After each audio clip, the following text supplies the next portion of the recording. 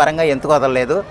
ఇప్పుడు చాకలి, మంగళే, లేకపోతే కమ్మ, కాపు, రెడ్డి, లేకపోతే మాదిగ, లేకపోతే ఇలాగ అంటున్నారు కదా, వాళ్ళని ప్రభుత్వాలు ఎందుకు వదలలేదు, మిగిలిన వాళ్ళు వదిలేసినా కానీ అని రాజకీయ కోణంలోనే చూడాలండి. ఎందుకంటే ఎవరి కులం వాళ్ళు బెదిరించే విధంగానే నడుస్తారు. ఎందుకంటే సపోజ్ నేను కాపు అనుకోండి, నేను పద్మశాలి అనుకుందాం, నా పద్మశాలి తరఫున నాకు ఇన్ని వేల మంది ఉన్నారు, రాష్ట్రంలో ఇన్ని లక్షల మంది ఉన్నారు కాబట్టి నాకు ఒక మా వాళ్ళకు ఒక ఎంపీ సీటు, ఒక ఎమ్మెల్యే సీట్ ఇస్తేనే నేను మీకు సపోర్ట్ చేస్తానంటాడు. అలా కులాల వారీగా ఉండి దెబ్బతినేయటం అనేది మహాదారుణం అండి. ఇక్కడ ఇంకో చాలా మంచి మాట ఒకటి చెప్పాలనుకుంటున్నాను. అదేంటంటే రిజర్వేషన్లు ఉన్నాయి కదా, రిజర్వేషన్లు కులాల పరంగా అనేది ఉండకూడదు అనేది నా ఉద్దేశం. నువ్వు పేదరికానికి ఇచ్చుకోండి రిజర్వేషన్, అది పేదరికంలో మొత్తం దళితులు ఉన్నా పర్వాలేదు, కానీ పేదరికానికి డబ్బు లేని వాళ్ళకి డబ్బు ఉన్నదానికి మాత్రమే రిజర్వేషన్లు ఉండాలి. అలా అంటే మరి కొంతమంది ఇన్ఫ్లుయెన్స్ ఉండాలి, రాజకీయంగా ఇన్ఫ్లుయెన్స్ ఉండాలి ఉంటారు. అవును, ఎంత ఆస్తి ఉన్నా లేనట్టు సృష్టించుకోగలుగుతారు కదా. అదే కదండి. ఇప్పుడు నాకే చిన్న ఉదాహరణ, మీకు చిన్న ఉదాహరణ, నేను ఒక కారు కొనుక్కున్నాను. కారు కొనుక్కుంటే దానికి వెంటనే రేషన్ కార్డు తీసేశారు, మా అబ్బాయి ఫీజు రింబర్మెంట్స్ తీసేశారు, వసతి అన్నీ తీసేశారు. కానీ 4-5 ఇళ్ళు ఉంటాయి చూసారా, అంటే ఒక్కోటి 50 లక్షలు విలువ చేస్తుంది. అటువంటి 4-5 ఇళ్ళు ఉన్నవాడికి ఆడికి వైట్ రేషన్ కార్డు ఉంటుంది, చక్కగా అన్ని వస్తువులు ఉంటున్నాయి. నేను ఒక 5 లక్షలు పెట్టి ఫైనాన్స్లో కొనుక్కున్న కారు ఉందన్న ఉద్దేశంతో ఇవన్నీ తీసాడు. ఇంటికి వచ్చేయాలి ఎక్కడెక్కడ 110-120 కిలోమీటర్ల నుంచి. అటువంటి సేఫ్ కాదు, కానీ ఒక కారు తీసుకుంటే కారు ఉన్నందుకు కానీ అవి తీసేశారు. మరి 4 బిల్డింగ్లు ఉన్న వాళ్ళకి తీయచ్చు కదా. తలకాయ ఎక్కడ పెట్టి గత ప్రభుత్వం పరిపాలన చేసిందో మనం ప్రత్యేకంగా చెప్పనవసరం లేదు, అది పక్కన పెడితే అండి. కానీ కులం ఎందుకు, మీకు కులం ఏం చేసిందని మళ్ళీ పెద్ద పెద్ద ఉపన్యాసాలు ఇచ్చి మీరేం చేయకూడదు. అలాగా మీకు కుల రాజకీయాలు చేసినంతకాలం ఈ దేశంలో కులాలు ఉంటానే ఉంటాయి, వాళ్ళకి రిజర్వేషన్లు ఇస్తూనే ఉంటారు. కుల నిర్మూలన జరిగితే రాజకీయంగా నాయకులు కొంచెం వెనకబడిపోతారండి. నేనే సపోజ్ ఒక కులస్తుడిని, నేను బెదిరించడానికి ఉండదు.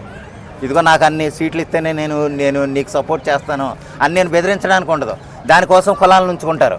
కులాలను ఉంచుకుని వాళ్ళకి సపోర్ట్ ఇస్తేనే కానీ వీడిని ఎక్కలేడు. ఆ విధంగా తయారైపోవటం తప్ప అంతకంటే ఏం కదండి. కులాలు ప్రాతినిధ్యం ఉండటం అంటే రాజకీయంగానే విలువ ఉంది కాబట్టి. ఇప్పుడు మామూలుగా మీరేం క్యాస్ట్ అండి అంటే చెప్పలేడు, కానీ సర్టిఫికేట్లో మాత్రం అందంగా రాస్తాడు పద్మశాలి BCB అని. విడిగా చెప్తే మీకెందుకండి అని అంటాడు. మరి నీకు కులం పేరు చెప్పడానికి అంత నామోషి ఎందుకు? నువ్వు సర్టిఫికేట్లో రాస్తున్నావు కదా, నీ పేరులో అప్లికేషన్ పూర్తి చేసి రాస్తున్నావు. అలా పూర్తి చేసి రాస్తేనే నీకు ఆ రిజర్వేషను లేకపోతే రాయితీలో వస్తాయి. అవి మాత్రం బాగానే దొబ్బవచ్చు, కానీ పేరు చెప్పుకోవడానికి నువ్వు అంత సిగ్గుపడేటప్పుడు ఆ దౌర్భాగ్యం వద్దనేది నా ఉద్దేశం. ఇప్పుడు ఇంటర్ క్యాస్ట్ మ్యారేజ్లు చేసుకుంటే నిర్మూలన జరుగుతుందంటారు. అది ఇంటర్ క్యాస్ట్ మ్యారేజ్లు చేసుకున్న నిర్మూలన అయితే జరగదండి. ఇది ఈ విధంగా ఆధారపడే రాజకీయాలు ఉన్నంతకాలం మాత్రం అది జరగదు. ఎందుకంటే ఇంటర్ క్యాస్ట్ మ్యారేజ్లు జరుగుతున్నాయి, చేసుకుంటున్నారు, అది ఓకే. అయినా అబ్బాయి అయితే ఏ క్యాస్ట్ ఉందో ఆ క్యాస్ట్ మీదే డిపెండ్ అవుతున్నారు. సపోజ్ నేను పద్మశాలి అనుకుందామండి, వాళ్ళు ఓసీ ఏదో కమ్మ చౌదరీసో లేకపోతే ఎవరో కాపు అనుకుందాం, వాళ్ళ ఆ అమ్మాయిని చేసుకుంటే నేను పద్మశాలి కాబట్టి నా పేరు మీద ఇది అవుతుంది. ఎందుకంటే ఆ విధంగా మగాడు ఏ క్యాస్ట్ అయితే ఆ క్యాస్ట్ మీద వెళ్తుంది.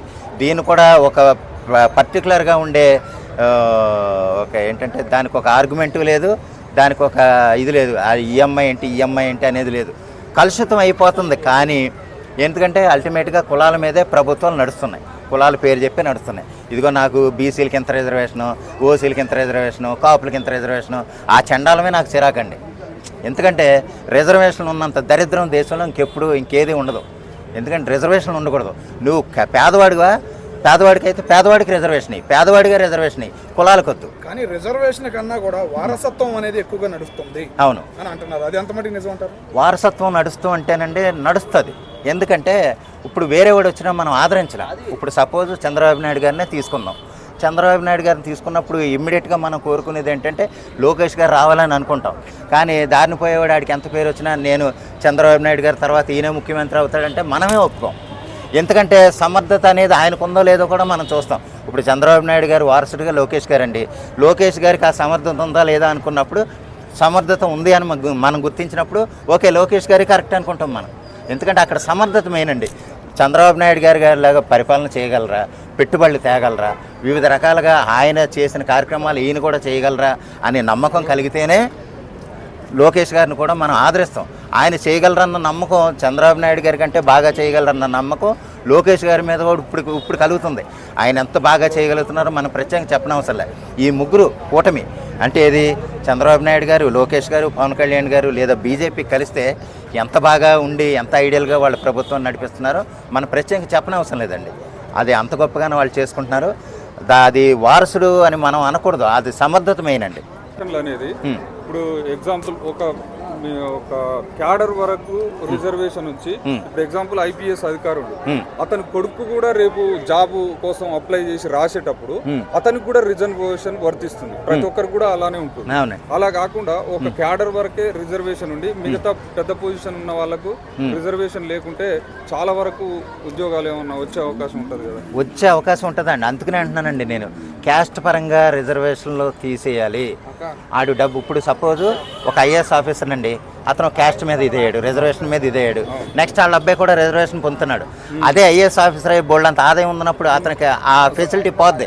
తన కొడుకుని ఈజీగా చదివించుకోగలడు, చేయించుకోగలడు. అలాగా అతను బాగా అంటే సమర్థుడు అయ్యుండి కూడా రిజర్వేషన్ పొంది ఇంకా రిజర్వేషన్ మీదే ఆధారపడటం అన్నంత దరిద్రం ఇంకేది లేదు అనేది నా ఉద్దేశం అండి.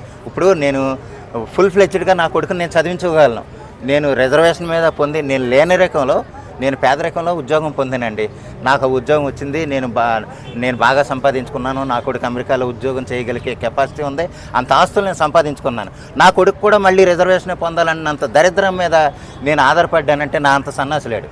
అందువల్ల ఏంటంటే క్యాస్ట్ల మీద రిజర్వేషన్లు కాకుండా డబ్బు, ఇప్పుడు అతను నిజంగా పేదవాడైతే రిజర్వేషన్ కులాలను బట్టి వద్దు.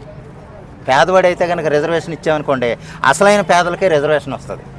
ఇప్పుడు క్యాస్ట్ని బట్టి ఇచ్చాం, నేను ఈ క్యాస్ట్ బాగుబట్టి నాకు రిజర్వేషన్ వచ్చేసింది, కూడా రిజర్వేషన్ మీద వచ్చేస్తే ఆడు కారులో తిరుగుతాడు, ఆడికి మళ్ళీ రిజర్వేషన్ ఉంటుంది. ఆ దరిద్రాలు వద్దని చెప్తున్నానండి. నిజంగా పేదవాళ్ళని మనం చాలామంది చూస్తాం. ఆ పేదవాళ్ళు దళితులు ఎక్కువ ఉన్నా, అందరూ వాళ్ళే ఉన్నా సరే నాకు అభ్యంతరం లేదు. మొత్తం మీద మాత్రం క్యాస్ట్ బేస్డ్ రిజర్వేషన్స్ మాత్రం వద్దు.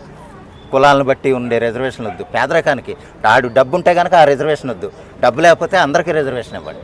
అటువంటి మీద ఆధారపడినప్పుడే మెరిట్ బాగా వస్తుంది. మరీ ముఖ్యంగా చెప్తున్నాను చూడండి, హాస్పిటల్లోనూ లేదా విద్యాశాఖలోనూ, వైద్యంలోనూ విద్యాశాఖలో మాత్రం 100% రిజర్వేషన్లు ఉండకూడదు. ఎందుకో తెలుసా? ఏలుముద్రగాళ్ళు మనకు పాఠాలు చెప్పడానికి వచ్చేస్తుంటే మనం వాళ్ళకే ఇప్పుడు సపోజ్ ఒక క్వశ్చన్ ఎవరో అడుగుతారండి, దానికి సమాధానం చెప్పలేని టీచర్లు 90% ఉన్నారు స్కూల్లో. అది మీకు తెలుసా? అదే మెరిట్ ఉన్న వాళ్ళందరూ బయటకు పోతున్నారు.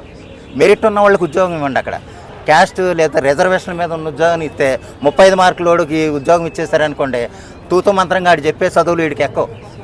అంటే ఒక క్వశ్చన్ అడిగినా కాడు చెప్పలేడు. అదే 70 మార్కులు ఉన్నవాడికి మీరు ఉద్యోగం ఇచ్చారనుకోండి, 10 మందికి చెప్తాడు. దానివల్ల మా మాస్టర్ ఇటువంటి రాడరా, ఇంత గొప్పరా మా మాస్టర్ అని వీళ్ళ గర్వంగా చెప్పుకుంటారు. ఇప్పుడు ఏ ఒక్క టీచర్కి విలువ లేదు, గుర్తింపు లేదు. మీరు వింటున్నారో లేదో? ఎందుకే ఎప్పుడైనా